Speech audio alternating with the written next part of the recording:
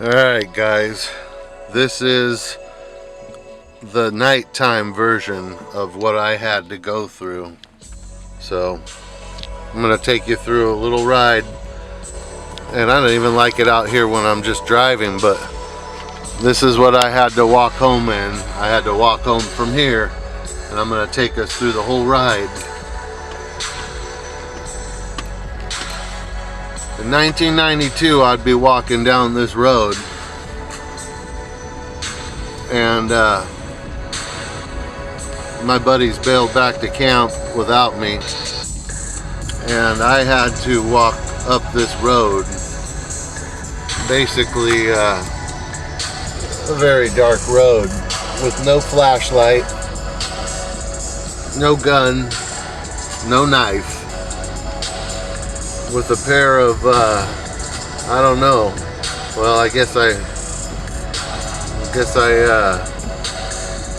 don't know, hold title to I don't think I have a big pair, but that night walking down this road, as far as I had to walk, I think I grew a pair after that. I don't know, let me tell you, the post-traumatic stress lives on.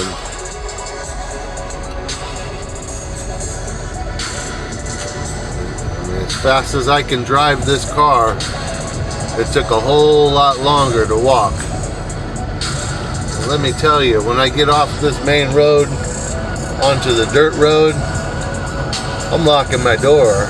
I got my pistol here in the right beside me on the seat, because I just don't know, because I know what I know about this area. And since I've been here, I've heard a few other stories of people. One person said that they've seen Sasquatch on this road in the wintertime. And I'm turning off this road onto the road where I had Sasquatch walk with me. And let me tell you, let's see, from here to the Pit River to where it's a few miles. It was about 6 miles, 7 miles from that whole journey of where I was to where I'm gonna go. And let me tell you, nothing nice. Nothing nice.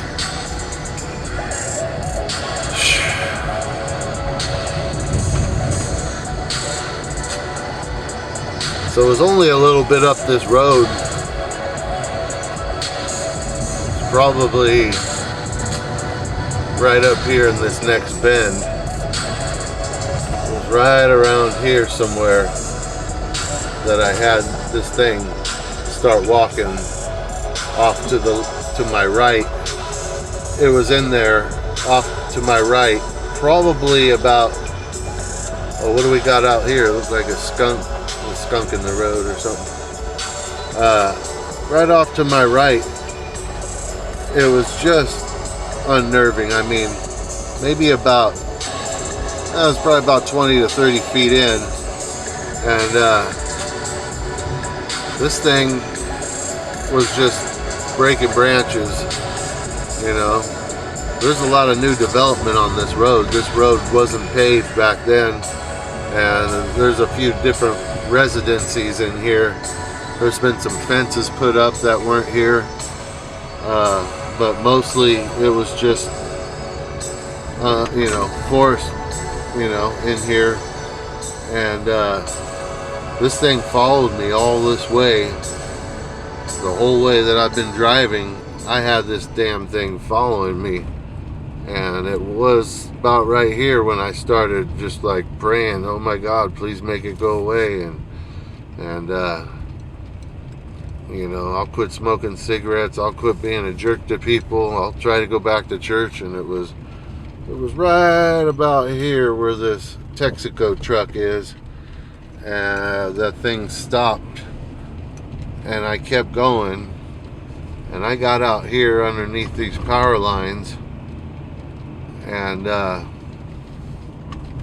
ended up just contemplating going up to that little house out there, that little light. I contemplated going up to that house. See all these berry briars out in here, big thick berry briars out here underneath these power line right away. I stood out here, right here, just contemplating, because I did not want to go into that next section of woods, and I definitely didn't want to go back where I came from because that thing was there. And then you know, a forestry truck, you know, a firefighter con crew with the inmates came running through here and lit up the road. So I took that opportunity to, you know, get moving, and I hightailed it through here, and I got as far as I could until that truck passed me up, and I knew I only had a little bit of a ways to go before I ended up at the cabins where I would be staying. You know, I mean, actually we weren't staying at the cabins that year. We were staying way the heck down there by the dam.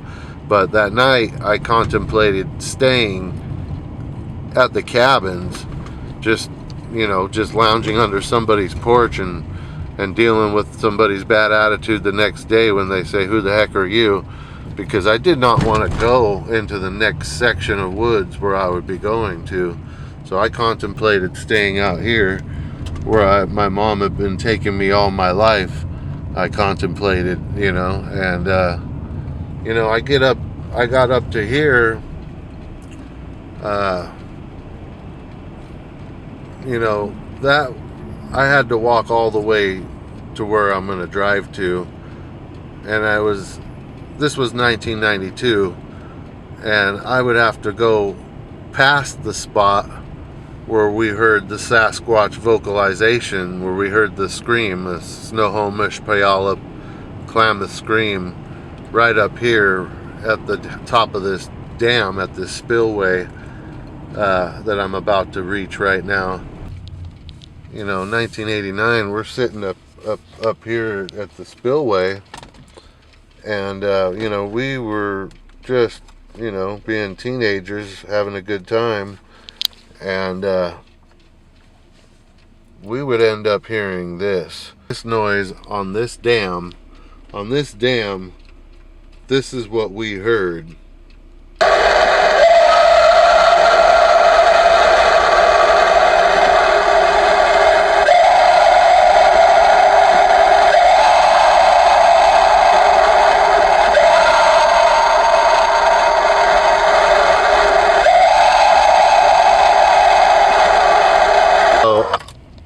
I ended up basically just like totally freaked out because I remembered that noise from 1989, but I still, you know, it's 1992, and now I've just been followed by something that weighs 500 to 700 pounds, and I got to go into this dark chasm, this God forbidden area that I'm going into right now, unarmed, no flashlight, no gun. Put it this way, I'll just turn my headlights off for a second and just show you guys what it looks like at night. That's what it looks like. Don't like to do it because I can't see where I'm driving, but that's just how dark it is. Here's how dark it is. I can't see nothing, see? I mean, and I had to walk in that darkness. No gun, no knife, just a big lighter, no fluid, and basically, you know, I had to suck it up because it was hell night. This was the night of hell. This was a night that I will never forget for the rest of my life. It was probably the hardest night that I've ever had to endure, and I would never want to have to go and repeat this again. I'll just say right now, I don't like driving up here to where I have to, you know, where we were camped, and I'm not even going to go up that road down to the water's edge where I showed you where I was camped. I'm just going to drive down to the dam and turn around. But just to give you an idea of the road that I walked on and at night, you know, and what it looks like at nighttime. it's pitch black. I turned my headlights off. You can't see nothing. I was basically feeling around, you know, using my feet to feel where I was walking. I was using my feet to make sure I was still on the road and not veering off. And I was pretty shaken. You know, I was pretty beat down that evening, you know, that night when I got back to camp. And yeah, I can't even imagine ever having to go through that again. Of course, I didn't tell my buddies that were in the camp. Didn't want them to think that I was on one. You know, basically tried to go on about my camping trip. I tried to set it in the back of my mind, and I would not end up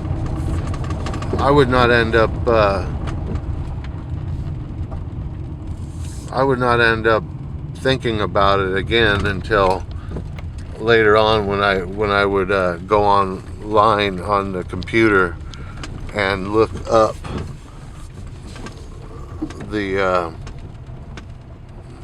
I would look up Bigfoot, and then I would hear the sound file, and then I would also read reports of people being paralleled down a road, being followed. Yeah, I mean, it's just all that crazy stuff that you don't want to deal with. But once I read the report of somebody else being followed the exact same way that I was being followed, in other words, something, you know, stop when you stop, walk when you walk,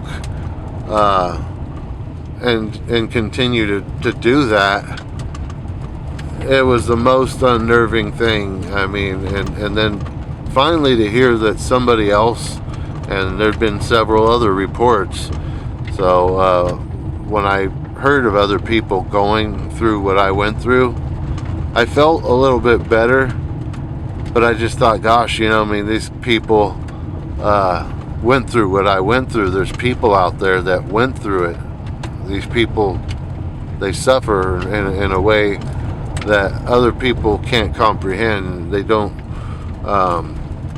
you know what I mean? It's like, in other words, it's like it loosens a screw in a man. You know, I mean, it loosens a screw in a man's how we're built. You know, we're built tough. We're built, you know, to withstand, built to endure, and you know, we're built with a set of beliefs. We're built with a set of boundaries on what we're willing to believe in, and then all of a sudden something expands that. I mean, in a big way. I mean, it's like having angioplasty for the brain. I mean, it's like having somebody take a balloon or a little thing and then just like and a tire pump and just bam, you just expanded your mind, because your mind, you know, it was only built to hold in so much, but then all of a sudden you're forced to deal with another piece of knowledge that ain't gonna go away. It's in your head. It's an experience. It's trauma, and it's knowledge, and it's something that very few people out there share. But there are a few of us out here that are well aware that you know, we understand. We understand that there's something out here besides us, something a lot more primitive than us. It's like us, but it's not like us, and they're here.